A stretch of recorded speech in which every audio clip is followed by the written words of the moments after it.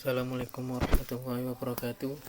Perkenalkan, nama saya Rian Hidayat dengan NIM 2406 02065. Di sini saya akan mempresentasikan hasil prototipe bisnis kincir air otomatis berbasis IoT untuk budidaya perikanan berkelanjutan. Oke, di sini untuk yang pertama itu ada flowchart. Flowchart ini untuk mempermudah memahami logika awal penggunaan kincir air otomatis berbasis IoT, di mana ini untuk mengaktifkan kincir air tersebut. Terus sensor aktifkan sistem, jadi semua sensor mengaktifkan semua sistemnya. Terus baca konsentrasi oksigen terlarut, pH, suhu, dan DO. Terus lanjutkan kirim data ke microcontroller. Terus data dikirim ke dashboard IoT seperti Blink, ThinkSports atau Ubidots. Terus ini ada pengkondisian dan dimana konsentrasi oksigen terlarut. Jika iya, maka aktifkan motor. Jika tidak, matikan motor. Jika iya, aktifkan motor. Jika tidak, matikan motor. Kirim notifikasi pengguna bahwa mesin tersebut atau project tersebut telah dihentikan. Terus penggunaan memantai dan override melalui aplikasi. Jadi kita bisa tahu melalui aplikasi tersebut untuk project itu sedang berjalan atau tidak gitu. Nah, ini penjelasan isi flowchart, yaitu mulai sistem dinyalakan microcontroller booting, itu dimana sistem baru akan memulai semua penggunaannya. Terus baca sensor, ada sensor DO, pH, dan suhu, mengirim nilai ke microcontroller. Terus kirim data dikirim via Wi-Fi, GS atau GSM ke dashboard IoT, misal Blink, ThinkSport atau Ubidots yang tadi kita sebutkan.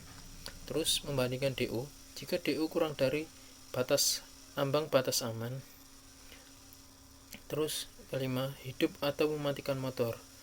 Hidup atau mematikan motor biasanya itu menggunakan relay, di mana relay dapat dikontrol menghidupkan atau mematikan motor jika sesuatu pengkondisian. Jika misal gini, jika 50 kan standar itu 50, terus jika melebihi 50 maka sistem akan berhenti. Jika kurang dari 50 atau di setara gitu, jadi sistem akan berjalan.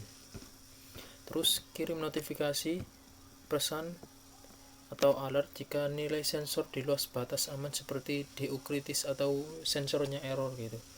Terus looping, sistem terus berjalan dengan jeda tertentu.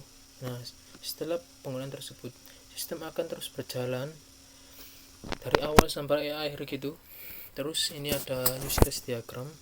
Ya, use case diagram dipakai untuk memodelkan interaksi antar aktor atau pengguna dan sistem aplikasi atau alat kincir air IoT. Diagram ini mempermudah melihat siapa melakukan apa gitu. Nah, ini ada business plan yang dimana ini ada entrepreneur, di sini ada partner. Jadi untuk aktor utama yaitu ada entrepreneur sama partnernya. Itu pertama ada mendefinisikan objek, terus ada menganalisa market, mendevelop strategi, dan membuat financial planning.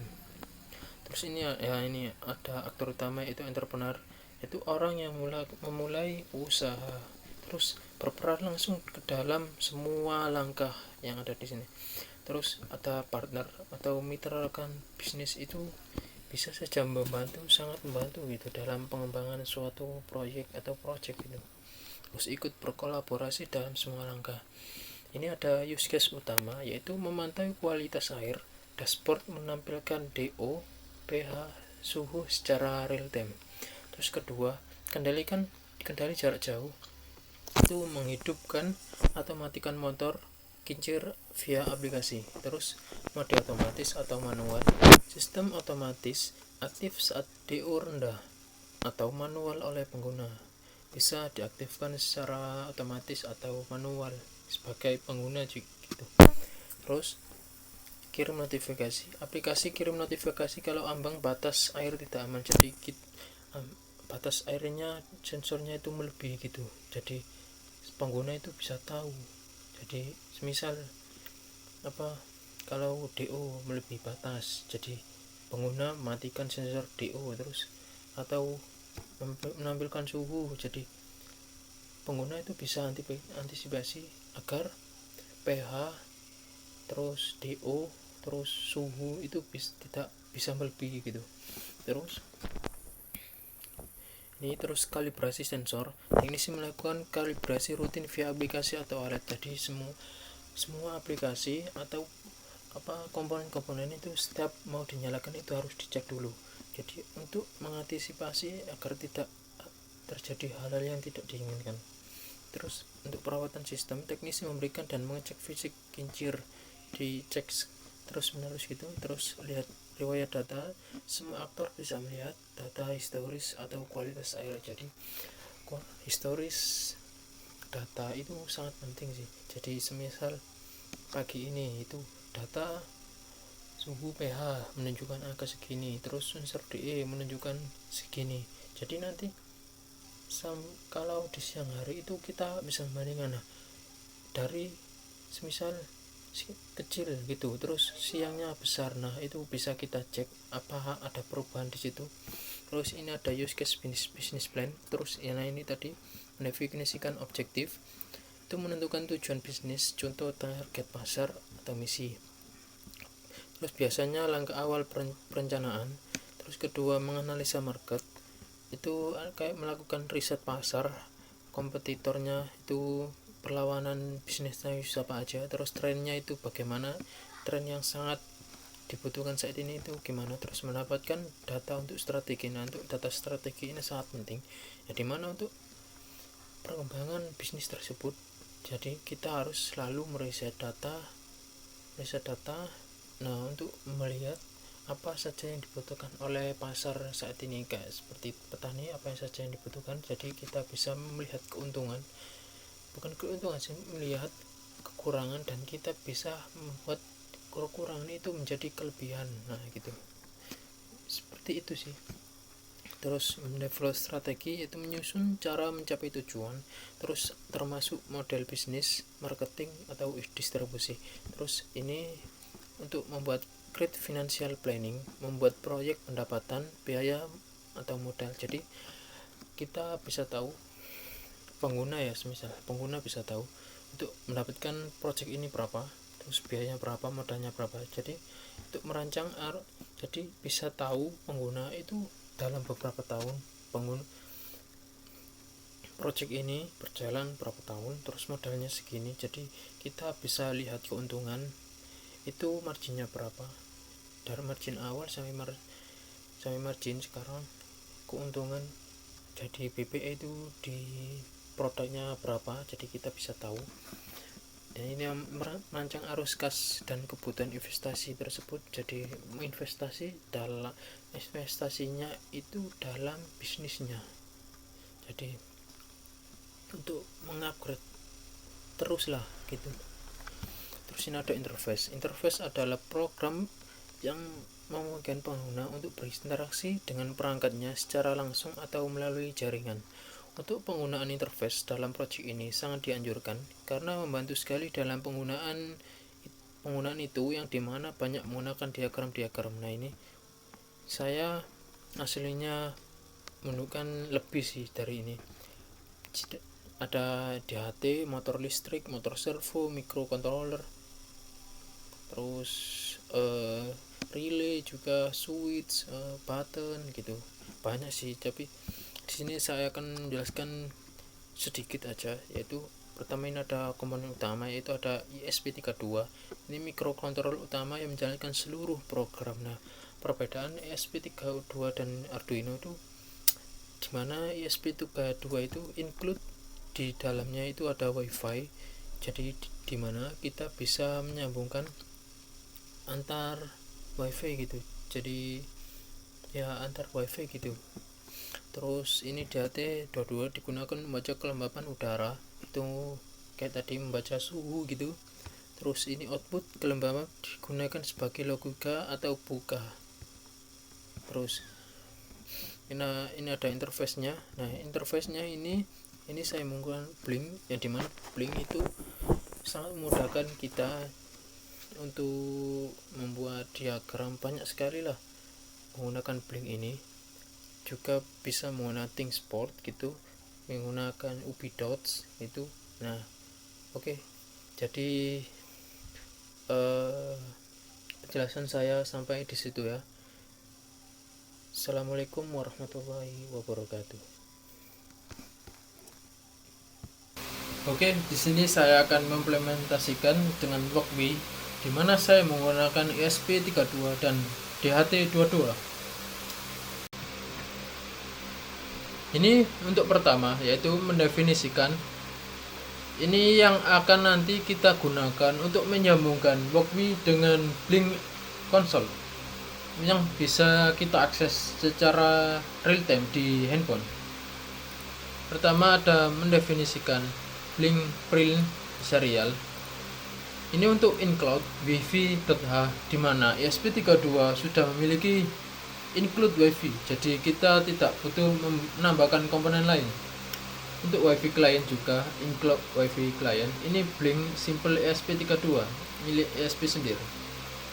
Include DHT.h, di mana ini adalah komponen dari DHT untuk menyambungkan DHT22 ke ESP dan masukkan ke dalam kodenya. Untuk karakter authorized, ini Blink AUT token card SSID, yang dimana ini keduanya ini didapatkan langsung yang oleh ESP32, jadi langsung include gitu guys, mungkin gitu. Ini mendefinisikan DHT pin 5. Nah, di sini saya memilih pin 5. Nah, ini saya memiliki pin 5. Terus mendefinisikan juga dengan DHT, tab-nya itu DHT22. What object, DHT pin, DHT type. Blink timer, menggunakan timer. Oke. Setupnya kita serial begin. Ini bisa gitu guys. Blink.backings, authorize, SSID dan password. Terus DHT.backings, timer set interval 2000L sensor untuk looping, menjalankan blink, menjalankan run, untuk untuk void sensor. Ini membuat float, itu variable float dengan nama H, dimana DHT read humidity membaca humidity itu di DHT sendiri. Ini membuat float juga dengan variabel T, DHT.read temperatur, yang membaca temperatur bisa Celsius, Fahrenheit dan Kelvin. Ini if jika is none H atau is none T, maka sistem DHT tidak bisa dicek gitu guys. Menjalankan Blink virtual write. Nah, ini tidak boleh salah, karena ini nanti kita sambungkan di Blink ya, nanti kita implementasikan juga. Serial print, ini print temperaturnya, ini T. Serial print humidity, ini H. Ini tadi guys, temperatur apa, humidity apa. Itu if jika T lebih dari 30, memberikan alert temp above 30 degrees. Oke. Itu yang pertama. Kita masuk ke Blink Console. Teman-teman bisa cek juga di blink.cloud.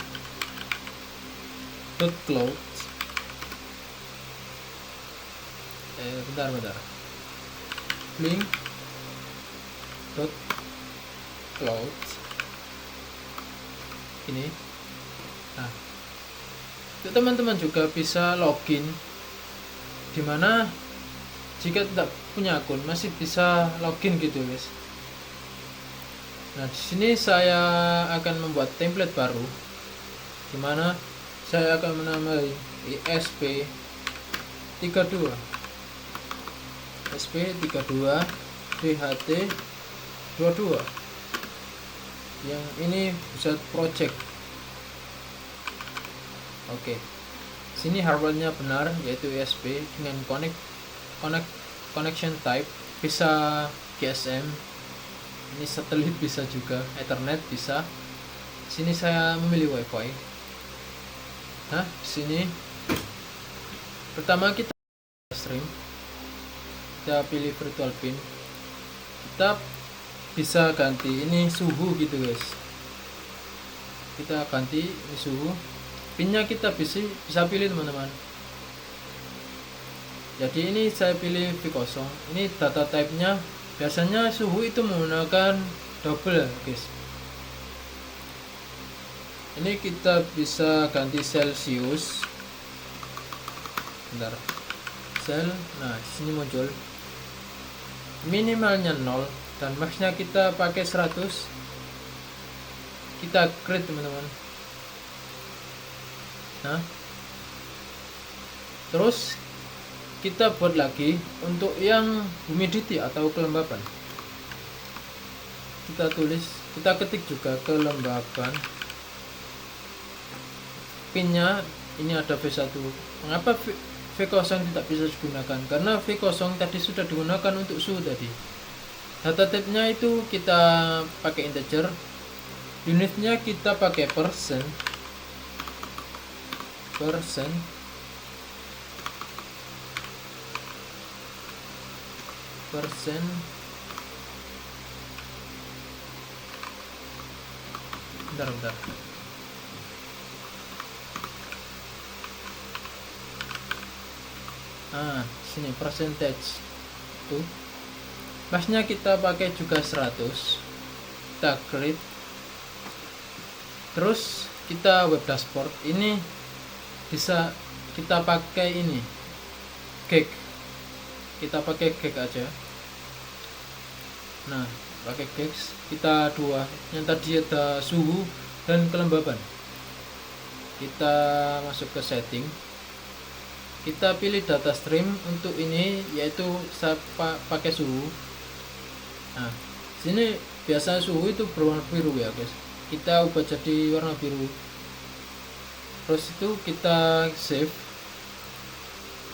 Terus yang ini punya kelembapan, ini kita ubah jadi warna hijau aja. Nah, save.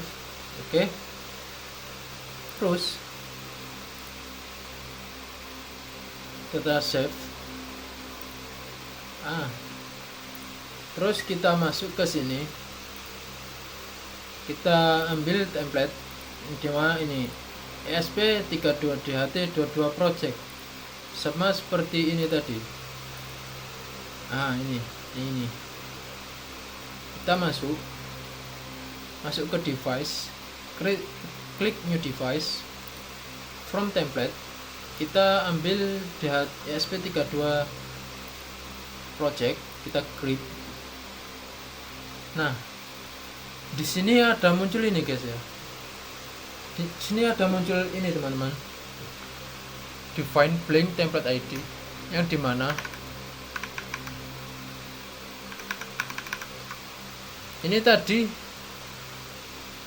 Nah, ini beda kan ya sama yang ini. Bentar. Kita pilih ini dulu. Nah, ini sama yang tadi itu beda. Jadi kita bisa salin di sini. Ini salin. Kita masukkan ke sini. Nah, terus kita cek lagi. Kita coba jalankan.